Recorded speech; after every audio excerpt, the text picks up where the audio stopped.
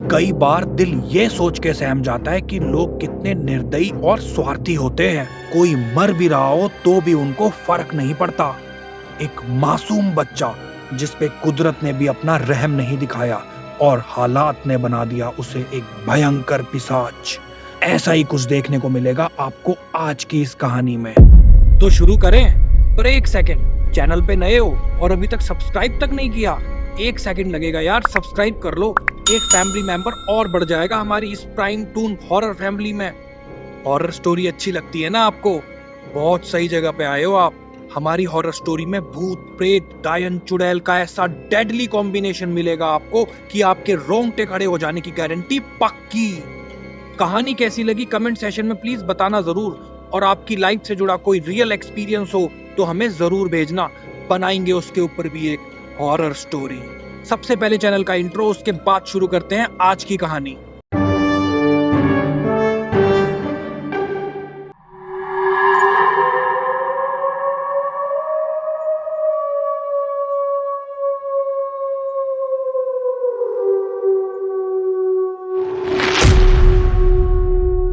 दोस्तों, हमारी आज की ये कहानी दिल्ली के रहने वाले कपिल की है।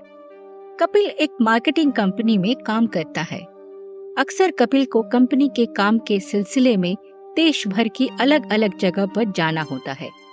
बात है जुलाई के महीने की, जब दिल्ली में गर्मी ने अपना कहर बरसा रखा था। उसी समय कपिल को कंपनी की तरफ से काम के सिलसिले से 1 महीने के लिए लद्दाख जाने का मौका मिला। कपिल ने अपनी पत्नी सीमा को भी साथ ले जाने का फैसला किया और फिर दोनों अपना सामान पैक करके लद्दाख के लिए निकल पड़े। दिल्ली की गर्मी के विपरीत लद्दाख में ठंड का मौसम था। वो दोनों भी अपने किराए के घर पर पहुंच चुके थे। कुछ ही देर में शाम हो गई और तेज ठंडी हवाओं के साथ बर्फबारी शुरू हो गई। जहां कपिल और सीमा रह रहे थे, उस इलाके में घर थोड़ी थोड़ी दूर पर थे। बाहर तेज तेज ठंडी हवा और बर्फ गिर रही थी। कपिल और उसकी पत्नी भी अपनी अपनी रजाई में दुबककर आराम कर रहे थे। रात के लगभग 12 बजे एक तेज आवाज ने दोनों को नींद से उठा दिया। उन्हें लगा कि किसी ने उनके घर का दरवाजा खटखटाया है।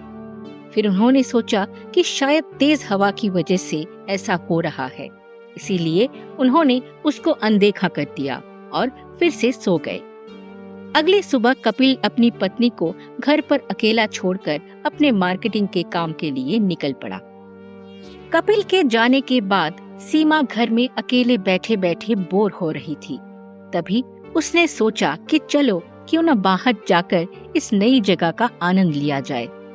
फिर उसने ठंड से बचने के लिए कोट पहना और बाहर निकलने को तैयार हो गई। जैसे ही उसने अपने घर का दरवाजा खोला, वैसे ही वो देखती है कि घर के पास बने एक खंबे के पीछे एक छोटा सा बच्चा खड़ा है, जो उसको चुपके चुपके देख रहा है। सीमा ने उसको अपनी ओर बुलाया, पर वो नहीं आया और वो वहां से भाग गया। फिर सीमा पास में बने पार्क में घूमकर वापस अपने घर आ गई। अगले दिन भी कुछ ऐसे ही हुआ। जैसे ही सीमा अपने घर से बाहर निकली, वो लड़का खंबे के पीछे खड़ा सीमा को ही घूरे देखा जा रहा था। इस बार सीमा ने उस बच्चे को पकड़ लिया। अरे बच्चे, कौन हो तुम और इतनी ठंड में यहाँ क्या कर रहे हो? सीमा के सवाल का उस बच्चे ने कोई जवाब नहीं दिया। सीमा ने उससे उसके घर के बारे में पूछा, तब भी वो कुछ नहीं बोला। अच्छा बाबा, कम से कम अपना नाम तो बता दो। आखिरकार उसने अपनी धीमी सी आवाज में अपना नाम पवन बताया और फिर वहाँ से भाग गया। अब जब भी सीमा सुबह सुबह घर से बाहर आती तो पाती कि वो बच्चा खंबे के पीछे खड़ा हुआ उसको ही निहार रहा है, और जैसे ही सीमा उसके पास जाने की कोशिश करती, वो वहाँ से भाग जाता। लगभग 10-12 दिन बीत गए और संडे की रात कपिल और सीमा घर के अंदर अंगीठी के सामने बैठे आग तप रहे थे, क्योंकि बर्फबारी की वजह से बाहर की हालत बहुत खराब थी। इतनी खराब कि कोई थोड़ी देर के लिए बाहर निकल जाए तो उसकी जान चली जाए। तभी उनको घर के दरवाजे की खटखटाने की आवाज सुनाई पड़ी।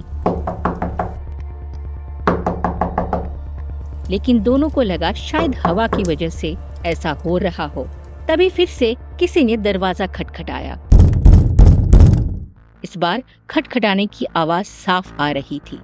ये आवाज सुनकर दोनों डर गए। इतनी देर रात, वो भी जमा देने वाली ठंड में, आखिर कौन हो सकता है? दोनों एक दूसरे का मुंह ताक रहे थे। तभी अचानक दरवाजे के बाहर से धीरे धीरे रोने की आवाज आने लगी।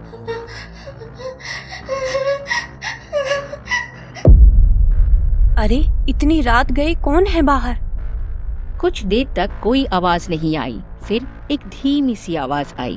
दरवाजा खोलो, कृपया करके दरवाजा खोलो, आज बाहर बहुत ठंड है। सीमा उस आवाज को पहचान जाती है।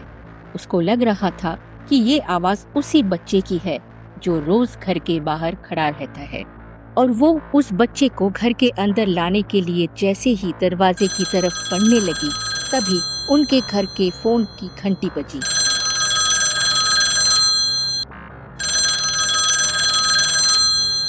फोन पड़ोस में रहने वाली शालिनी का था, जो अभी नई नई ही सीमा की दोस्त बनी थी।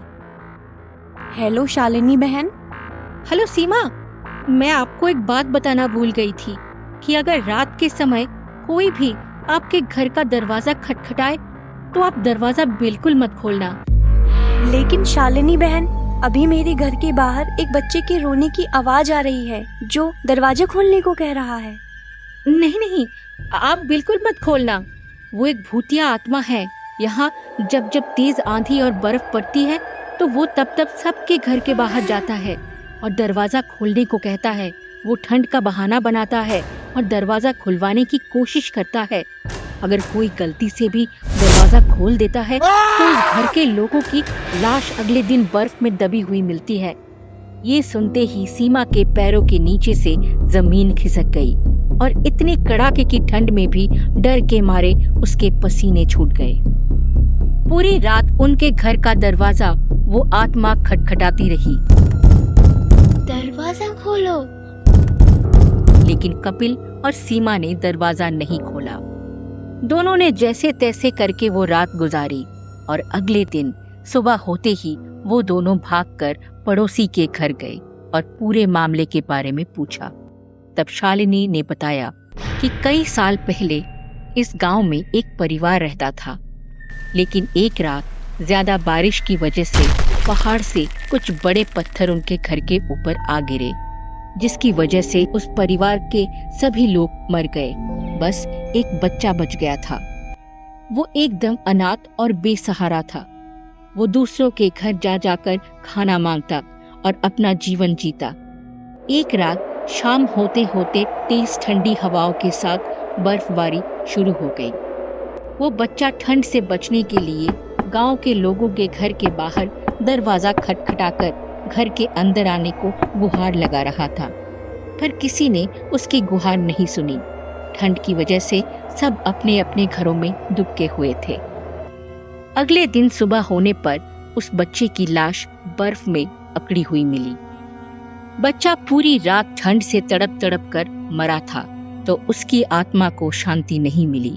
और अब जब भी बर्फबारी के साथ तेज तेज आंधी आती है तो उसकी आत्मा सबके घर के पास आती है और दरवाजा खटखटाकर अंदर आने की गुहार लगाती है। सच्चाई सुनते ही कपिल और सीमा कांप उठे। कपिल का मार्केटिंग का काम अधूरा होते हुए भी उसने तुरंत उस जगह को छोड़ने का फैसला किया और वापस अपने घर दिल्ली आ गया।